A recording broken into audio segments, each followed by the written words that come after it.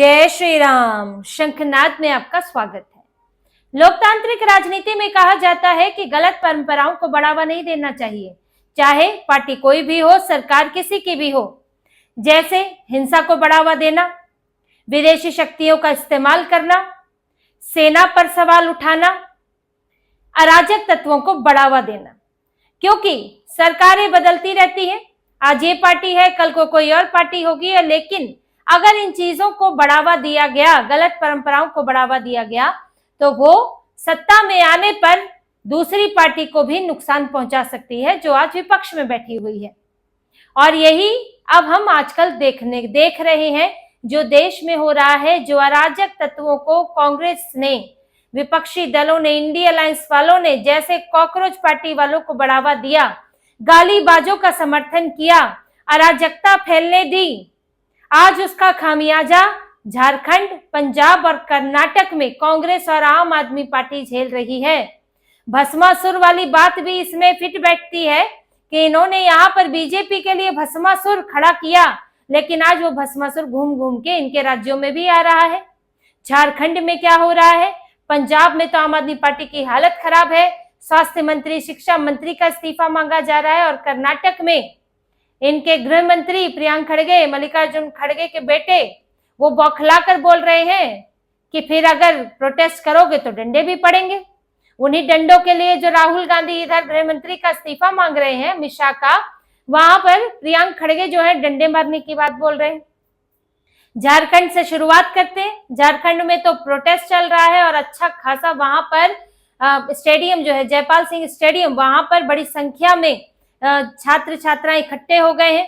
पहले तो छोटा सा था, बापू वाटिका से शुरू हुआ था, फिर भीड़ बढ़ती गई, फिर ये स्टेडियम पहुंचा, और अब तो देवेंद्र नाथ महतो जो कि छात्र नेता हैं, वो अनशन पर बैठ चुके हैं।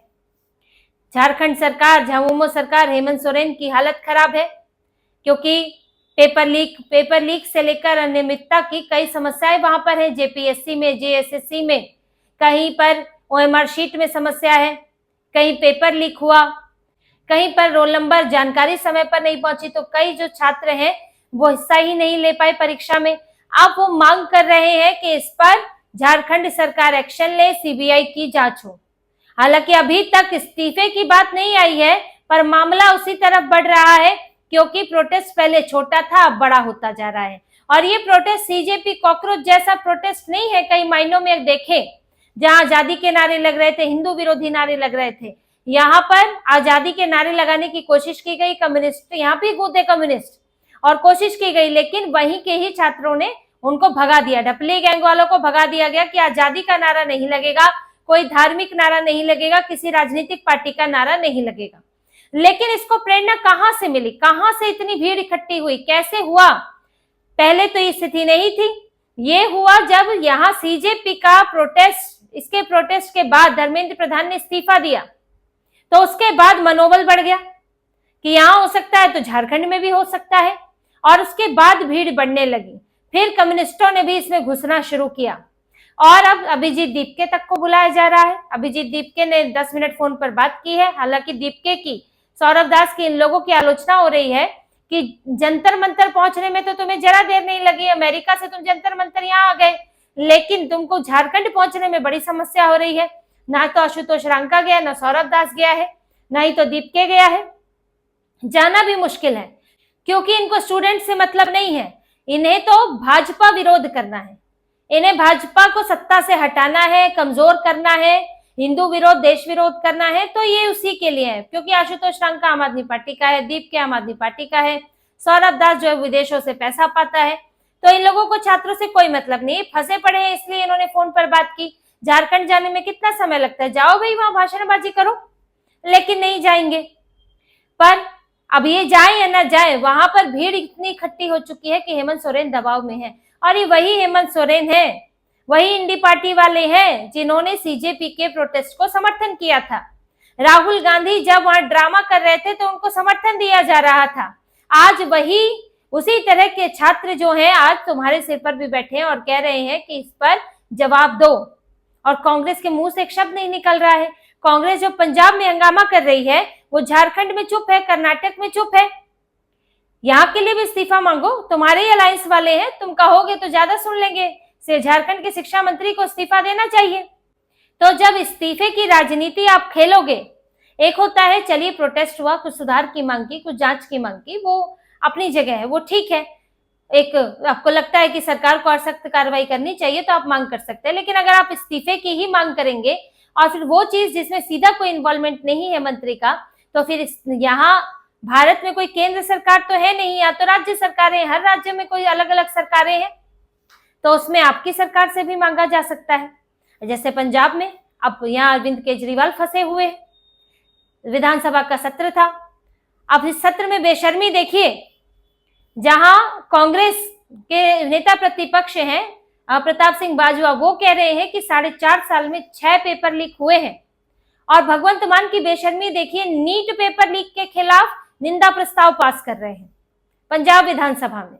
भाई पंजाब में तुम मुख्यमंत्री हो भाई, पंजाब के, तुम्हारे पंजाब में पेपर लीक हो रहे हैं, चीटिंग की घटनाएं हो रही हैं, और तुम जो है नीट पर जो है यहाँ पर प्रस्ताव पास कर रहे हो, तो भगवंत मान ने तो शर्म बेच खाई है।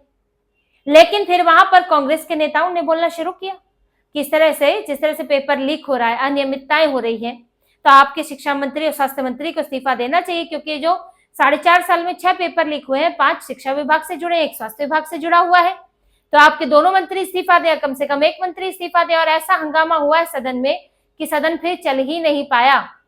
भगवंत मान का भाषण हुआ, उसके बाद फिर कोई नहीं बोल पाया और हंगामा होता रहा। और पंजाब में कई जगह पर इसको लेकर विरोध प्रदर्शन हो रहे हैं। बीजेपी, अकाली, कांग्रेस शिक्षा व्यवस्था को लेकर, पेपर लीक को लेकर अरविंद केजरीवाल, भगवंत मान को घेरा हुआ है। ये मुद्दा बार बार उठ रहा है। जो शिक्षा मंत्री है हरतोष सिंह बैस, वो यहाँ सीजेपी के प्रोटेस्ट में आए थे, लेकिन अपने ही राज्य में क्या हो रहा है उस पर इनका कुछ नहीं कहना है। तो ये यहाँ से अरविंद केजरीवाल ने उठाया, इधर एथेनॉल करके घूम रहे हैं, लेकिन पंजाब में इन्होंने एक मुद्दा खुद, जो मुद्दा था नहीं, समस्याएं तो थी देखिए, लेकिन वो मुद्दे के तौर पर नहीं था ना। तो विपक्ष ने सोचा था कि पेपर लीक शिक्षा व्यवस्था को हम ये मुद्दा बनाएंगे। मुद्दा क्या चल रहे थे इसमें, भगवंत मान का जो रवैया रहा है किसानों को लेकर रहा, दूसरा अकाल तख्त के ने जो सजा सुनाई थी उन्हें, और नशा, ये सब चीजें जो है मुद्दा थे। लेकिन ये मुद्दा खुद अरविंद केजरीवाल ने पकड़वाया है, क्योंकि इन्हें इधर तो मजा आया कि जब बीजेपी के खिलाफ विरोध प्रदर्शन हुआ, जब यहाँ इस्तीफे की बात आई, तब तो इन्हें बहुत अच्छा लगा। लेकिन ये भूल गए कि इनकी भी एक जगह सरकार है और उस सरकार में जिम्मेदारियां भी इन्हीं लोगों की हैं। तो इन्होंने खुद बैठे बिठाए विपक्ष को एक मुद्दा दे दिया। अब सब जब चुनाव सिर पर है तो इनके मंत्री से इस्तीफा मांगा जा रहा है। अब कर्नाटक में सुनिए, कर्नाटक में सिविल पुलिस कांस्टेबल भर्ती परीक्षा थी और इसमें कई छात्रों ने विरोध किया कि इसमें नियम जो है हर सेंटर पर अलग अलग है। 30 मिनट देर से परीक्षा शुरू हुई, जिसके कारण कई छात्रों को मुश्किल हुई है। तो इस पर विरोध प्रदर्शन हुआ। तो जब मीडिया वालों ने गृह मंत्री, जो राज्य के गृह मंत्री हैं प्रियंक खड़गे, उनसे पूछा कि भाई यहाँ पर भी छात्र विरोध प्रदर्शन कर रहे हैं, यहाँ पर भी अनियमितताएं हुई है, तो कह रहे हैं कि इस्तीफा दूंगा, लेकिन उससे पहले 25 दिन का अनशन करना पड़ेगा और फिर लाठी डंडे खाने पड़ेंगे, जैसा कि जंतर मंतर पर हुआ था। तो इनकी रूडनेस देखी है किस तरह से ये बयान दे रही है, शब्द आप देखिए इनके कि 25 दिन अनशन करना पड़ेगा और डंडे खाने पड़ेंगे। तो जो राहुल गांधी गृह मंत्री अमित शाह को छात्रों के लिए विनम्र होने की, छात्रों पर निर्दयता न करने की ये सब सलाह दे रहे हैं, वो जरा प्रियंक खड़गे के से बात करें। प्रियंक खड़गे को बोले कि डंडे चलाने की धमकियां ना दे, डंडे चलाते चलाते थक जाओगे, दिक्कत हो जाएगी।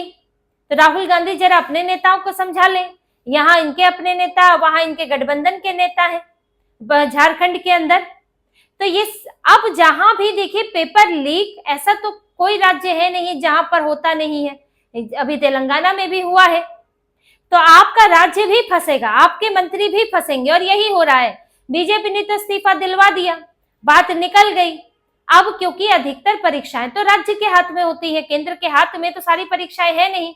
अब जब आपके राज्यों में होगा, जहां जहां सरकार है वहां वहां आप झेलोगे। अब ये मुख्यमंत्री झेले, वहां के राहुल गांधी को तो अपनी राजनीति चमकानी है, केजरीवाल को अपनी राजनीति चमकानी है। केजरीवाल का तो दिल्ली पर ज्यादा नजर है, लेकिन बाकी राज्यों के मुख्यमंत्री को भी सोचना पड़ेगा कि इनकी राजनीति से हमारा क्या हो रहा है।